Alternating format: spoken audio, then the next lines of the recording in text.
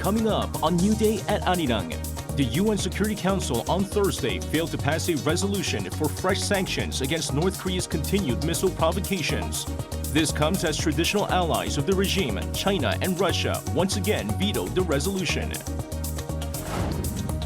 The Biden administration has unveiled its new strategy for competing with China, as U.S. Secretary of State Antony Blinken announced Thursday that Washington will invest in critical infrastructure and work with allies to bolster supply chain security while preventing unintended crises.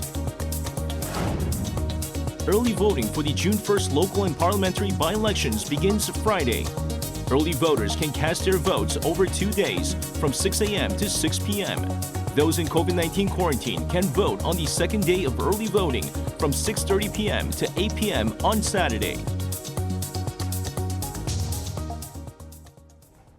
Hello and welcome to New Day at Arirang. It's Friday, May 27th, 8 a.m. here in Seoul, South Korea. I'm Sejong. And I'm Sejong. Thanks for joining us this morning, because over the next hour, we'll be giving you the biggest headlines of the day and, of course, experts' insights on some of the key issues facing Korea and the rest of the world. Our top story this morning, the United Nations Security Council failed to pass stronger sanctions on North Korea Thursday as China and Russia vetoed a U.S.-led resolution. While both countries have previously used their veto behind closed doors at the Security Council's North Korea sanctions meetings, this was the first time to reject a resolution publicly. The remaining 13 Council members all backed the US drafted resolution that proposed banning tobacco and oil exports to North Korea. It also included blacklisting the Lazarus hacking group, which the United States says is tied to North Korea. The vote follows a ramping up of provocations by Pyongyang, including 3 missiles launched just a day after US President Joe Biden wrapped up his Asia trip. In a long-awaited speech on the US's strategy to address China's increasing power, US Secretary of State Antony Blinken stressed that Washington does not want conflict or a new Cold War. Kim Yo-sun with more. America's top diplomat has outlined the Biden administration's policy towards China. In a 45-minute speech at George Washington University on Thursday, U.S. Secretary of State Antony Blinken explained that Beijing poses, quote, the most serious long-term challenge to the international order. Blinken summed up the administration's strategy in 3 words: invest, align, and compete. He laid out the framework of Washington's strategy aimed at investing in U.S. competitiveness and allying with allies as well as partners to compete with China. He emphasized that the U.S. is not looking for conflict or a new Cold War. We are not looking for conflict or a new Cold War. To the contrary, we're determined to avoid both. We don't seek to block China from its role as a major power, nor to stop China, or any other country for that matter, from growing their economy or advancing the interests of their people. Blinken also noted that the Biden administration stands ready to bolster direct communication with Beijing. We stand ready to increase our direct communication with Beijing across a full range of issues. And we hope that that can happen. But we cannot rely on Beijing to change its trajectory. So we will shape the strategic environment around Beijing to advance our vision for an open, inclusive international system. It's a real pleasure. On the issue of Taiwan, Blinken stressed that Washington remains committed to its One China policy. Blinken's speech coincides with the beginning of Chinese Foreign Minister Wang Yi's sweeping tour of Pacific Island countries, including Papua New Guinea and East Timor. Kim Yo-sun, Arirang News. The 2-day early voting period for the June 1st local elections began today. Polling stations are open from 6 a.m. to 6 p.m. and those eligible to vote will decide on mayors, governors, education superintendents and leaders of local councils nationwide. Voters in some areas where parliamentary by-elections are taking place will pick their legislatures as well. Those infected with COVID-19 can also cast their ballots early despite the 7-day mandatory self-quarantine and can do so on the second day on Saturday from 6:30 p.m. to 8 p.m. They must show proof of a PCR test or RAT with their name on it and are not allowed to take public transportation to ballot stations. A parliamentary committee has approved a bill to set up a second presidential office in Sejong city. Now, this is expected to boost regional growth, which could be a key factor in the local elections. Our Lee Kyung-eun explains further. In the administrative capital of Sejong, the incumbent mayor Lee Chun-hee of the Democratic Party is aiming for a third term. Public officials in their 30s, 40s, and 50s have traditionally leaned liberal, so the central city was once considered a safe seat for the main opposition DP. But in this election, Sejong has become a toss-up, with Choi Min-ho of the conservative People Power Party catching up in the polls. There are rising expectations for the region's development once Sejong fully becomes South Korea's administrative capital, which is being pushed by both the main parties, laying the legal foundations for setting up a secondary presidential office in the city. This was also an election pledge made both by President Yoon Suk-yeol and the DP's Lee Jae-myung as part of achieving balanced national development. And on Thursday, Parliament's Judiciary Committee approved a bill to do it just 6 days before the elections. This was the final hurdle for the bill to be put up for a vote. And given the bipartisan consensus, the bill will likely be passed swiftly at a plenary session, which could be held as soon as Friday. Its approval also comes on the same day President Yoon held his first cabinet meeting in the city. The PPP's Choi Min-ho has rallied his supporters, pointing to the synergy he could create as mayor with the Yoon administration. The DP's Lee Chun-hee condemned President Yoon's cabinet meeting as lacking sincerity. With the 2 days of early voting on Friday and Saturday, the two parties are going all out to win Sejong, which could also affect the surrounding Chungcheong region. There are a total of 4 out of 17 posts are up for grabs. Lee Kyung-eun, Arirang News. Now, Moody's downgraded South Korea's growth forecast to 2.5%, 0.2% less than its March figures of 2.7%. The agency's report released on Thursday comes after Seoul's trade balance worsened in April. However, Moody's has raised next year's projection to 2.8%, 0.2% higher than the March forecast. Now, the nation's central bank raised its benchmark interest rate to 1.75%, the second hike in a row as the BOK tries to fight inflation, forecast to come at the highest level in 15 years. Here's Ji-young with a breakdown of the digits. South Korea's central bank has raised its key interest rate 2 times in a row for the first time in 15 years. The Bank of Korea hiked the base rate to 1.75%, up a 1/4 percentage point amid soaring consumer prices. The decision was made during the bank's policy meeting on Thursday in an attempt to rein in the country's inflation, which is nearing 5%.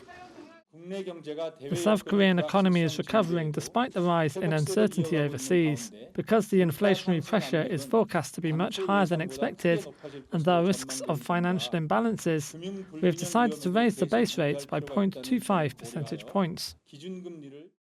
The rate hike comes just 1 month after the central bank raised the key interest rate by 25 basis points.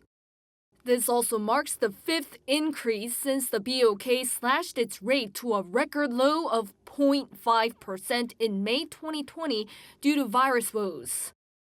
The government has been pursuing a tighter monetary policy since August last year amid growing global inflationary pressure. Now the benchmark rate has been set at even higher than the 1.25% from just before the outbreak of COVID-19. Thursday's rate decision meeting was the first one presided over by new BOK Governor Lee Chang-yong, who had been signaling rate hikes. He has been indicating that inflation is the BOK's policy priority. As the Bank of Korea sees prolonged high inflation, our monetary policy will be based on taming these high consumer prices. The bank is seeing faster inflation this year with inflation rate forecasts of 4.5%. It's the highest in almost 14 years and up from the previous 3.1% forecast made in February.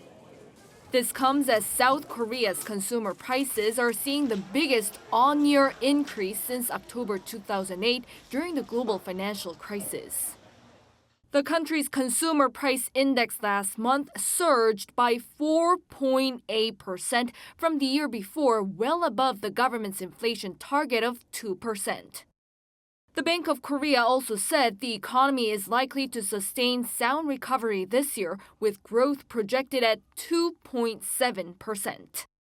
But that figure has seen 0.3 percentage points slash from the projection made in February. The Bank of Korea said the country's economic growth this year will be led by increased private spending with the lifting of social distancing measures. But it added that due to the sluggish global economy, export growth is likely to slow. 엄지영, Arirang News. Now, top South Korean conglomerates are announcing new investment plans. SK and LG seem to set to spare no expenses in supporting future growth engines like batteries and biotechnology. Lee Ji-yoon provides a glimpse of what to expect. Local conglomerates are stepping up their game in developing future industries. Two of South Korea's biggest conglomerates announced Thursday that they will invest hundreds of billions of dollars into batteries, biotechnology, and R&D over the next 5 years. SK Group, the country's second biggest conglomerate spy asset, plans to invest around $195 billion. More than half is set aside for chip making and biopharmaceuticals. SK also says it's going to invest over 70% into South Korea to revitalize the sluggish economy. LG Group also announced plans to invest about $84 billion over the next 5 years. Nearly half will go into future growth engines, including batteries, displays, and AI. In regards to workers, both SK and LG pledged to create 50,000 new jobs each through 2026. Earlier this week, Samsung Electronics, Hyundai Motor, Lotte Group, and Hanwha Group all announced big investment plans to grow future industries. Their plans reflect President Yoon Suk-yeol's pledge to create a business-friendly environment and support industries making semiconductors, batteries, and AI. The president believes that these are the areas that South Korea is already a leader in, but has been facing challenges due to unnecessary regulations and global competition. Lee Ji-yoon, Arirang News. K-pop superstars BTS will meet U.S. President Joe Biden at the White House on May 31st to discuss anti-Asian hate crimes as well as Asian inclusion and representation. This is according to a White House press briefing on Thursday, which added they will also discuss the importance of diversity and inclusion, as well as BTS's platform, which enables them to spread a message of hope to a global audience. May marks Asian American and Pacific Islander Heritage Month in the U.S. In May of 2021, President Biden signed the COVID-19 Hate Crimes Act to support hate crime investigations.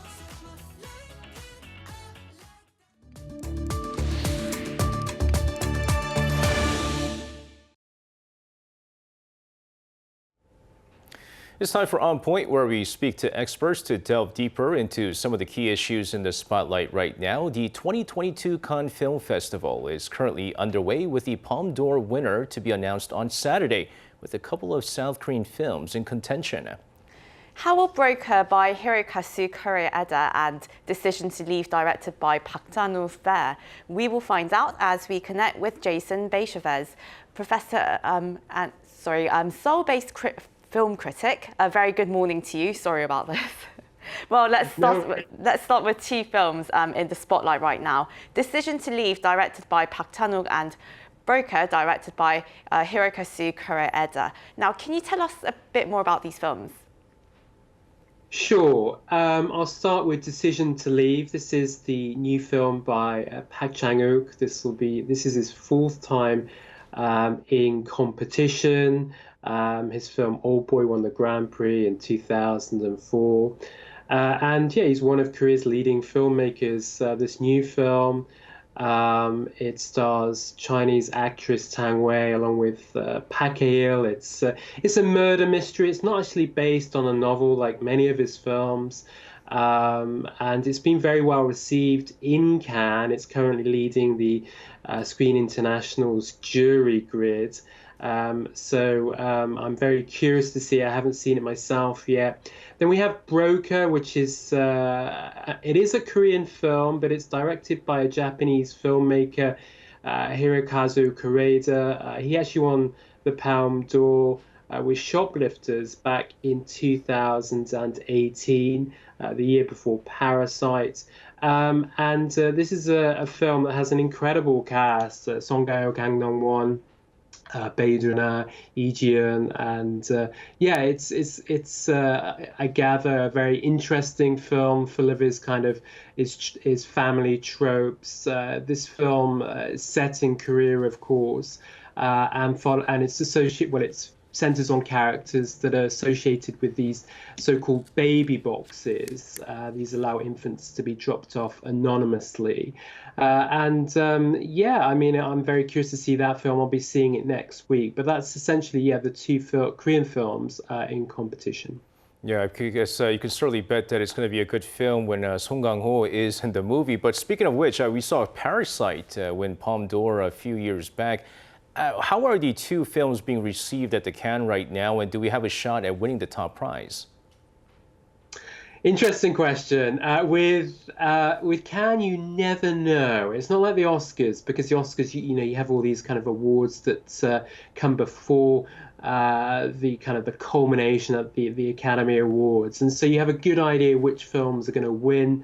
There can be some surprises, of course. With Cannes, though, it's all kind of it all takes place over a few days. There's a lot of films, and sometimes what critics like won't be what the jury likes. Now, the jury this year it's interesting. There are a lot of actors. Vincent Lindon, he's chairing the jury, so you could well see a film that's character-driven. We'll have to wait and see. Now, we have seen two Asian films win the Palme d'Or recently. Koreeda won the Palme d'Or in 2018, so I don't see him or his film winning it. Decision to Leave, there is a possibility, but it is a genre film, so we'll have to wait and see. I think it could win something. Tang Wei certainly has attracted a lot of notice, given her very strong performance in the film, I gather.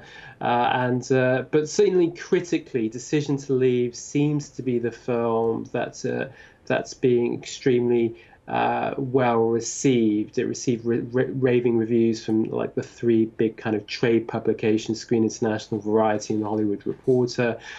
It's not been universally liked, but certainly that's and nothing ever really is at Cannes. I think Parasite was an exception, yes, we'll have to wait and see. But I have a feeling we'll see some awards given to a Korean film, but we'll have to wait and see. It's impossible to say. Right, well, we'll just have to wait and see, as you said. But we want to also talk about Hunt, which is Squid Game actor Lee Jong-jae's directorial debut. Now, how is that being received, and what are your thoughts on the film?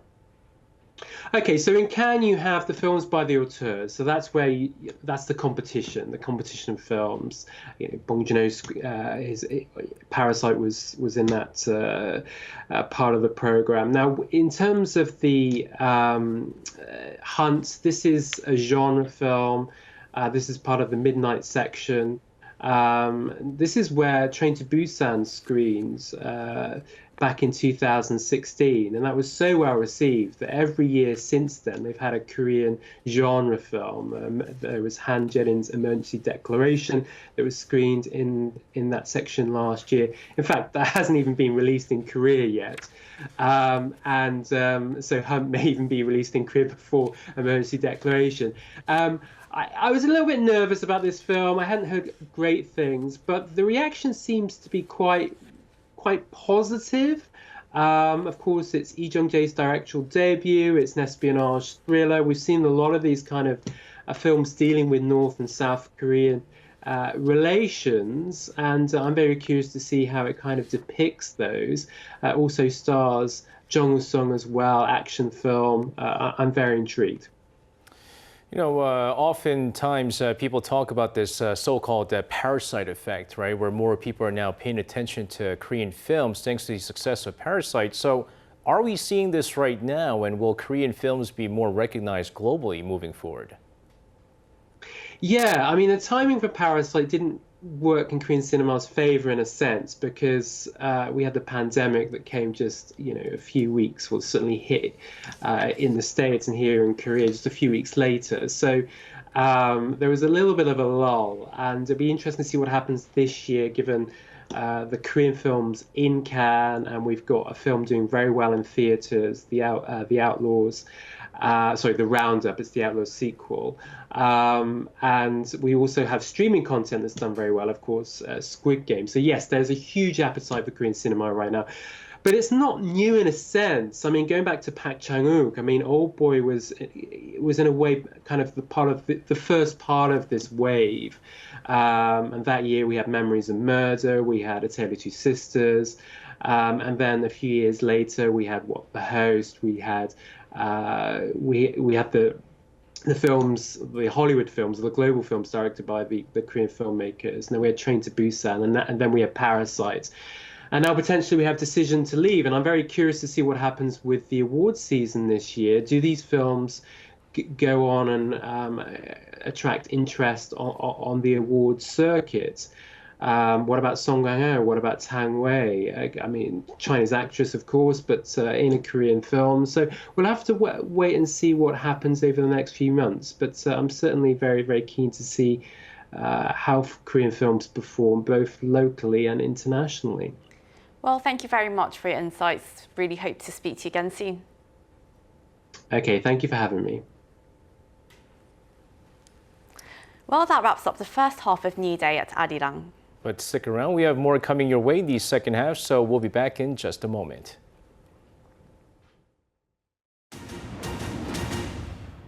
We will share South Korea's experience in tackling COVID-19 and introduce a Korean new day. A Korean survivor of Japan's wartime sex slavery met with extraordinary climate crisis and pledged to work with the EU to tackle the challenge. The objective of its North Korea policy is protesters gathering across the country to peacefully demand an end to hate and violence. Arirang, what matters?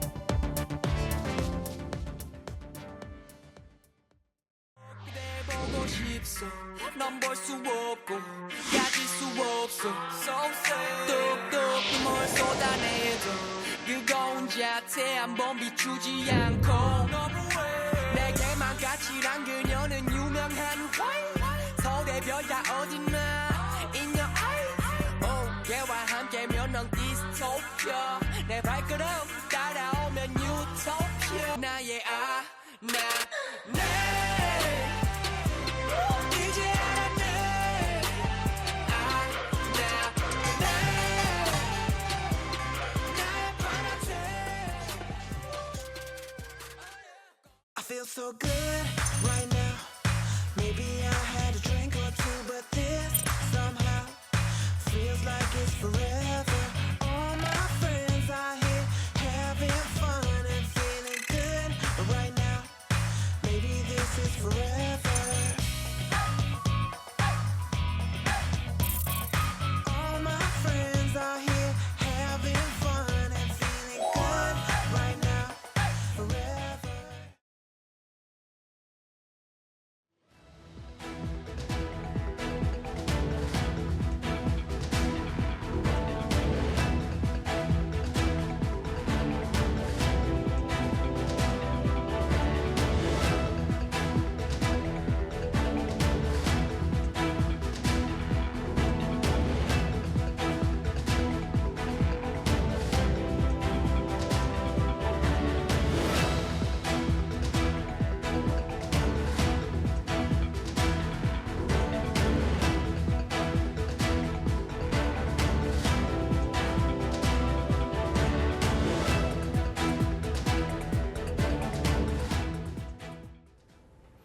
And welcome back to the second half of New Day at Arirang. Global cases of monkeypox are continuing to rise, with about 200 confirmed and more than 100 suspected cases detected in areas the virus normally doesn't occur. Well, that's according to the World Health Organization, which urged countries to increase surveillance for the infectious disease.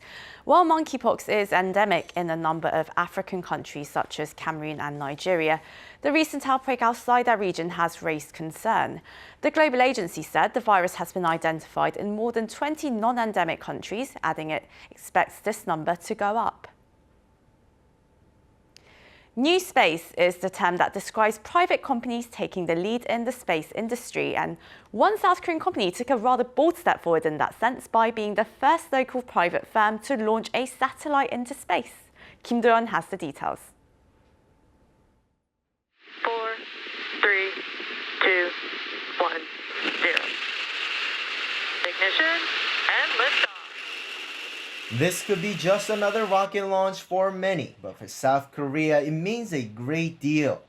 Among the 59 spacecraft inside the SpaceX Falcon 9 on Wednesday is South Korea's first ever civilian-operated satellite, the Sejong 1. HongKong In Space, in cooperation with U.S. company Spire Global, developed the satellite. While South Korean companies have developed and exported compact satellites such as Sejong 1 in the past, HongKong is the first firm to be operating one. Until now, all satellite operations have been under control of the government. HongKong confirmed that about 75 minutes after launch, it was able to establish a connection. And in terms of size, Sejong 1 is 20 centimeters wide, 10 in length, and 30 in height. It weighs 10.8 kilograms and orbits the Earth 12 to 14 times a day, completing an orbit every 90 minutes at 500 kilometers above Earth. The satellite uses a 5-meter resolution observation camera. The images and clips can be sold to customers that need analyses on large areas of land, such as countries that depend on farming and other agricultural business. We won't stop here. Sejong 2 will come later in 2022. We plan on having up to 5 satellites by 2023 to have a satellite constellation. It will enhance timing and resolution. We'll have daily observations of the Korean Peninsula. The industry is only expected to get bigger, with Allied Market Research saying by 2030, the global small satellite market is expected to surpass $13 billion. Sejong 1 is just the start for South Korean companies. Kim Do-yeon, Arirang News. Now, if you're planning to take part in some cultural events to enjoy this weekend, how about an exhibition that presents a variety of craft works that were on display in Milan, as well as some of the visually impaired? Now, Kim Bo-kyung provides a sneak peek. Alchemy using glass, wood, and stainless steel. Korea Craft Week welcomes those interested in making something magical with their hands. The 10-day event has been held annually since 2018. This year, over 600 craft studios and galleries are holding around 1,400 events, letting craft lovers enjoy craft to its fullest. The festival's centerpiece is at Culture Station Seoul 284 in Seoul's Junggu district. The venue showcases the exquisite beauty of Korean craftsmanship, which has been featured at the Milan Design Week, the world's largest design and craftwork fair.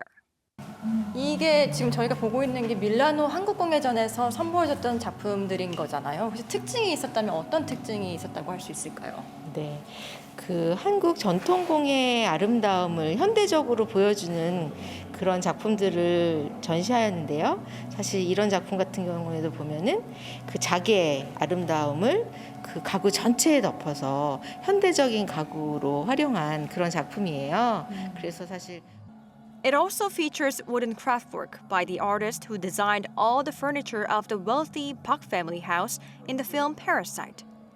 But seeing isn't everything in this festival. Unlike other types of art that are usually just for people to look at, craft is for people to use, to touch and feel. This exhibition room highlights that aspect of craft work. It presents a graduation book made for students with impaired vision so they can touch, feel, and remember their friends.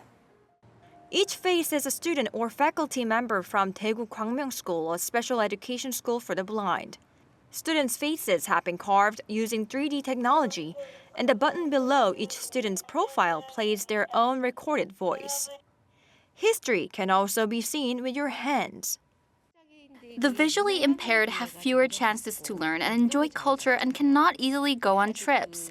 With an education tool offering small artifacts from Gyeongbokgung Palace, they can learn history.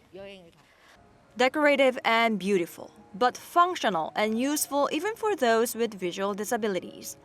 The craft fair, letting visitors actually touch objects, runs until 29th.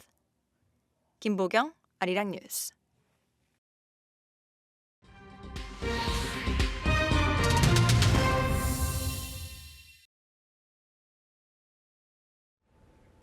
It's now time for Global Insights, where we speak to experts from around the world on issues making headlines. Now, UFO sightings have become frequent and continuous in recent years, according to a naval intelligence officer in the United States. Now, unidentified flying objects have long been a topic that's never failed to fascinate people and provoke debate on whether these mysterious apparitions are real or not. And there have certainly been testimonies over the years, but has the evidence over the years proven concrete? We delve into the issue of unidentified flying objects with Avi Laib, Frank B. Bade, Jr., Professor of Science at Harvard University, and Ming Song-yo, Professor of Electrical and Electronic Engineering at Woosok University. Very warm welcome to you both, and thank you for joining us today. And my first question to you, Professor Laib. Now, it's been 50 years since the US Congress last held a hearing on mysterious objects in the skies. And do you think we are now confident enough to say that UFOs and aliens actually exist? I mean, what has finally been confirmed by the hearing? Well, the US government, the Congress, is interested in figuring out what these objects that they cannot identify mean, because potentially they pose a national security threat and they pose a threat to the safety of military personnel. That's the perspective of government. But science has a different perspective. For scientists, if indeed one object came from outside of this Earth, it's not a natural object like a bird or a rock, a meteor, but it's a technological object that came from another civilization, that would be the most important scientific discovery ever made. And of course, the second issue that comes after that is how to engage with such equipment and what to do about it, who represents humanity in a sense. So the real development recently is that we have instrumentation that is far better than we had 50 years ago. And military personnel report about objects that they cannot associate with human-made equipment or with natural phenomena. And I think it's now time for scientists to get engaged and figure them out.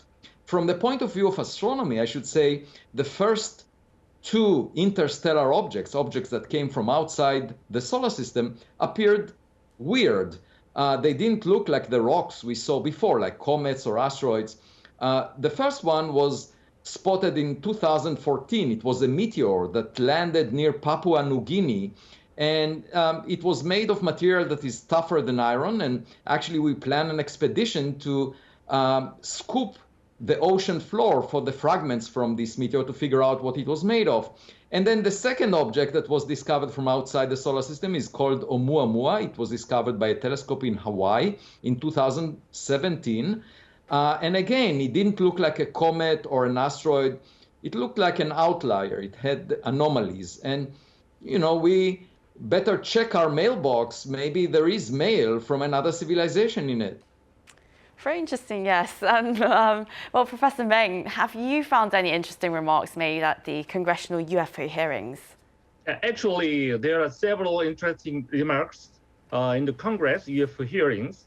I'd like to point out just two remarks briefly here.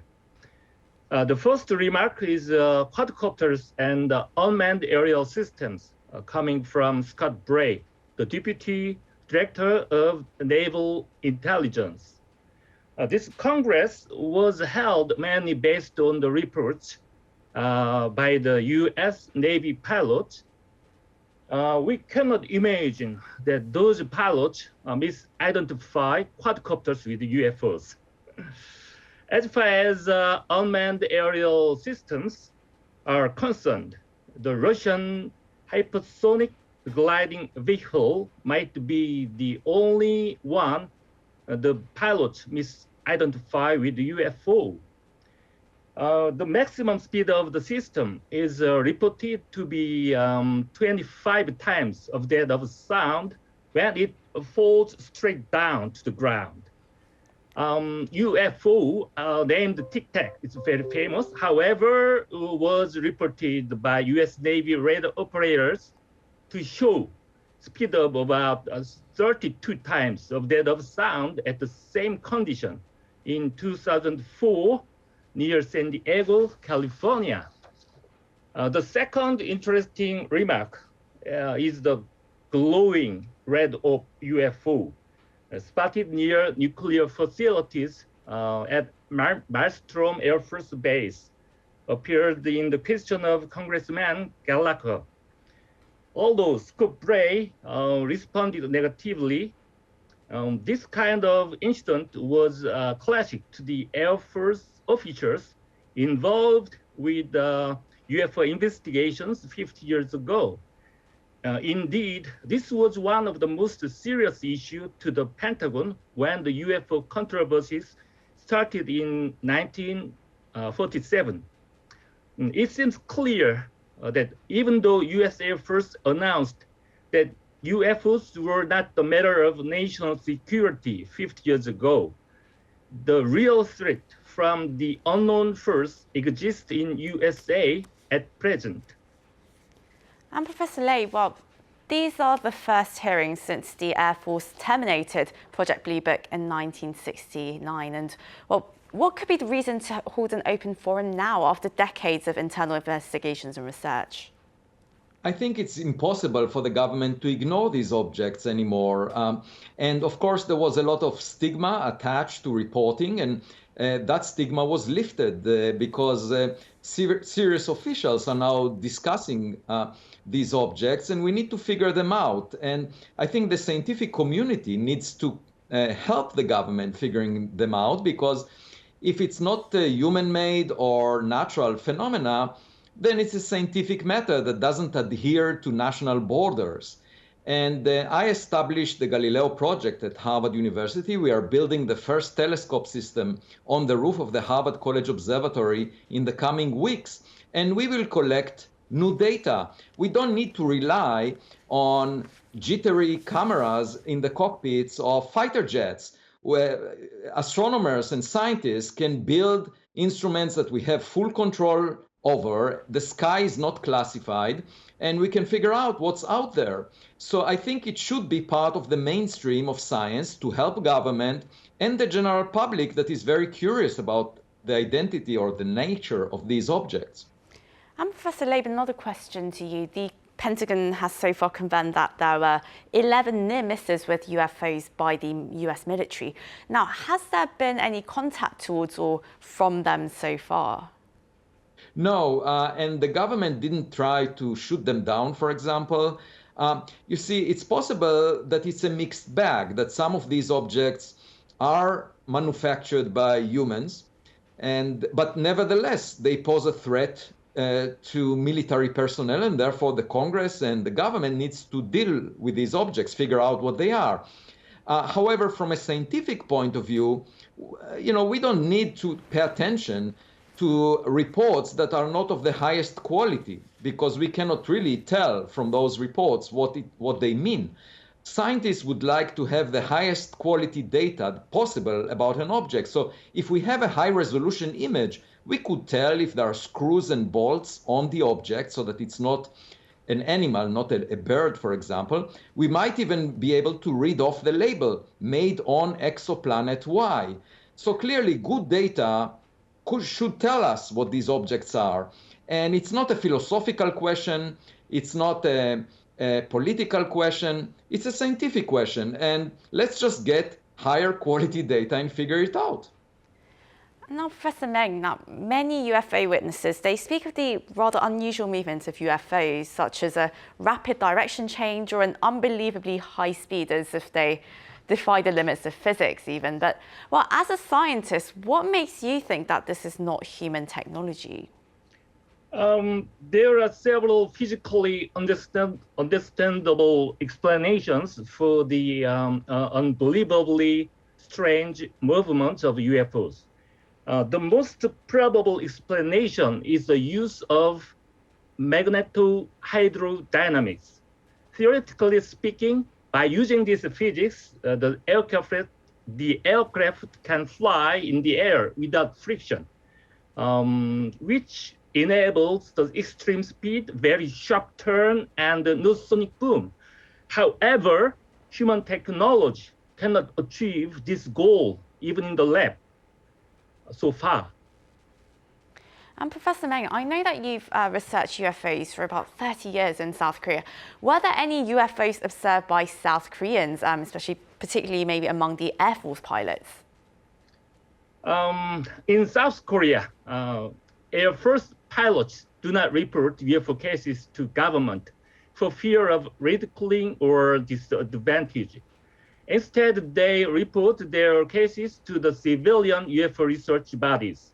About 25 years ago, I interviewed Air Force major who underwent a UFO incident near Garyong Mountain, located about 200 kilometers south of Seoul. During the training, he spotted something dropping down, much like a falling star. However, it stopped abruptly and rushed toward his aircraft. He was very startled, but calmly measured the time duration of the object taken from one point to the other point to calculate the speed of the object. It was more than 7 times of the speed of sound, but there was no sonic boom. The UFO looked like top. This is the sketch by the major. Right, we see that right there, yeah. As Korean government has shown no interest toward the UFO matter, civilians have founded UFO research bodies. Now, I'm a chief member of advisory committee of KURN, Korean UAP Research Network. Right, we actually didn't see that diagram, Professor. If you could just show it to us again on the screen there. Right, Professor Meng, if you could just share that with us again, the diagram that you showed us. We just missed that. So, right, yeah, there we go. Yeah, that's the one that you showed us. Well, it's a question of, how much initiative we should take, really, in finding out for ourselves, is anybody out there? Do aliens exist? So, Professor Leib, what do you think? It seems that we have a long way to go until we get to the answer to that ultimate question. So, how much initiative should we take? Do you think there are actions needed from the government? Well, 70 years ago, Enrico Fermi, a famous physicist, sat at lunch at Los Alamos, talking with friends and colleagues, and he asked, "Where is everybody?" Now, of course, you can sit at home and ask this question, but the way to find your neighbors is by looking through your windows, and you better use a telescope. And very often, scientists say, well, this would be an extraordinary claim to say that we have a smarter kid on our cosmic block. And they say, therefore, it needs extraordinary evidence. But my point is, extraordinary evidence requires extraordinary funding. In order to find evidence, we need to search. And so far, the search for objects, scientifically speaking, was very limited. There was not much funding to it. We've been searching for the nature of most of the matter in the universe. We call it dark matter for 90 years now, and we haven't found what it is. Billions of dollars were dedicated, and very little was dedicated to the search for equipment in space that may belong to an advanced technological civilization. And the public cares about it, the government cares about it. So it's about time for the scientific community to engage. And I'm actually leading a project of more than 100 scientists where we are building our own telescope systems to assemble data and follow the evidence. Because, you will find wonderful things only if you're willing to look for them. And Rob, on that note, Professor Leib, now with the advancement of cutting-edge technologies like artificial intelligence and such, are there any ways to really incorporate that into your research and really strengthen those research efforts? Yeah, so we are using the best instrumentation available now, which is far better than used by military personnel in many of the reports that were made public. And we are assembling the first telescope system right now that includes infrared, optical, radio, and audio sensors. The data will be fed to a computer system that uses artificial intelligence and machine learning algorithms, state of the art, to identify the nature of the objects we see. And it's like a fishing expedition. We don't know what fish we will find. We have no prejudice. And even if we clear up that all the objects are either human-made or natural, that would be an important service to society, because apparently the government worries about it and talks about it seriously. But it's quite possible that we find one of the objects to clearly be of technological origin and perform in ways that humans cannot reproduce. And at that point, the question is what to do about it, how to engage with it. Can we learn new technologies from our cosmic neighbors? And these are fascinating questions. It would be the most important scientific discovery ever made by humans. And the psychological shock will be similar to my daughters when they went to the first day in the kindergarten. They thought that they are the smartest in the world, and then they saw a smarter kid on the block at the kindergarten. So humanity will realize that, there might be a smarter civilization out there. In fact, Albert Einstein was not the smartest scientist that lived since the Big Bang. And we know that half of the sun-like stars have a planet the size of the Earth, roughly at the same separation. And most stars formed billions of years before the sun. So it's quite possible that there were civilizations very advanced that sent equipment, that some of which we will find near us. Right, and if you're interested in finding out more about the professor's research, you can also always follow him online. And also we have the website to Professor Meng's website, I believe, there for you on the screen there. And well, this is where we'll have to wrap up, unfortunately, due to time. But this is a fascinating discussion, of course, and we hope to continue this in the future. Thank you very much, Avi Leib, Professor of Science at Harvard University, and Meng Songyeo, Professor of Electrical and Electronic Engineering at Woosok University. Thank you both again so much for your time today. Thanks for having us.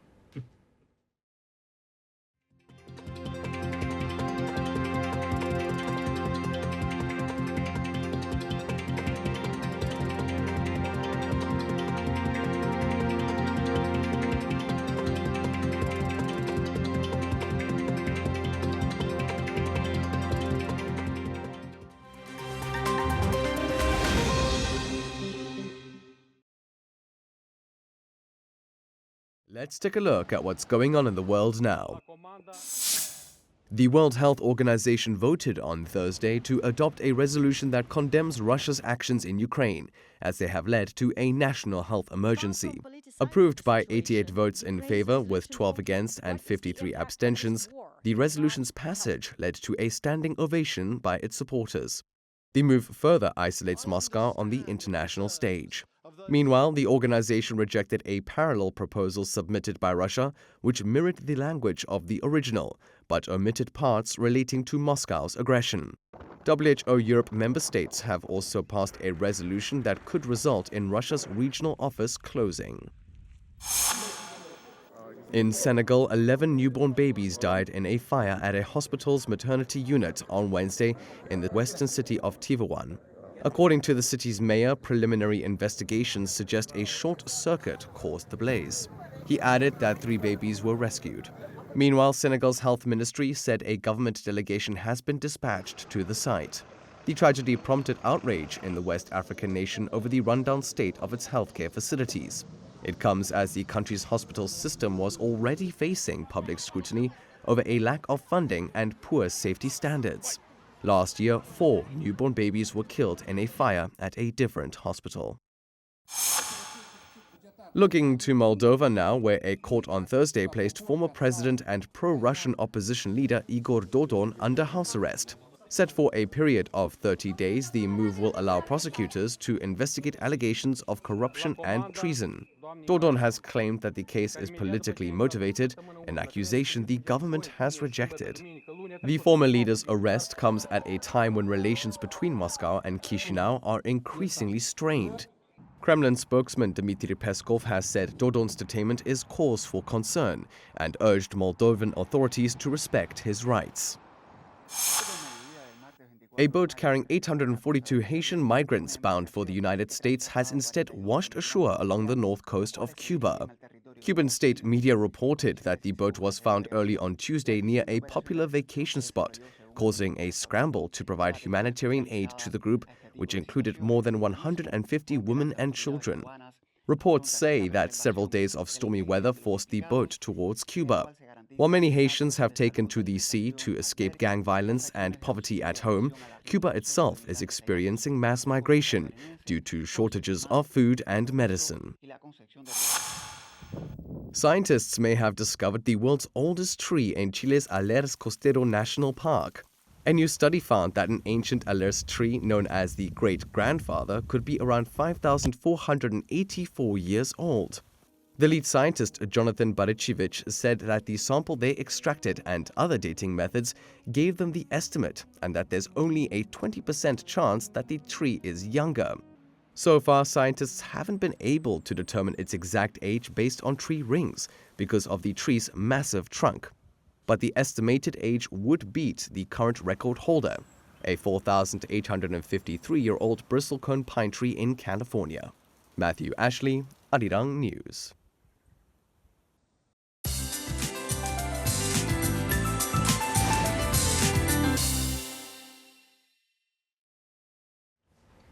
Good morning. What a refreshing day we had yesterday under clear blue skies with a gentle breeze and comfortable temperatures.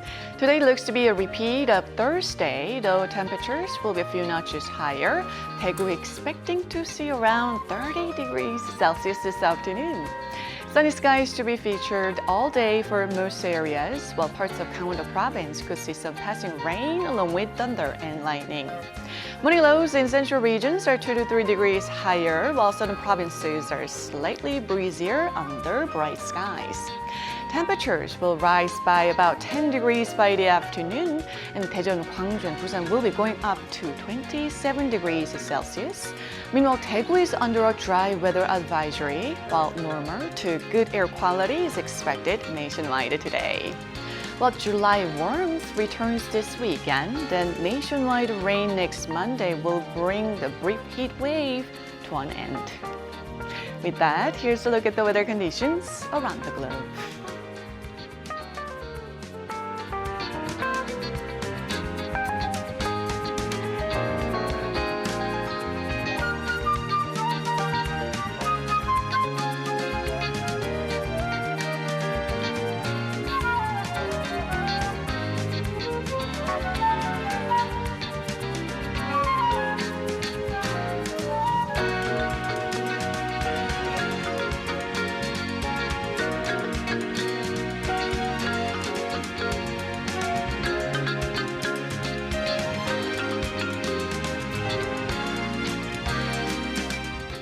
Well, that wraps up our newscast for this morning, but we will be back next week for our Monday's edition of New Day at Arirang.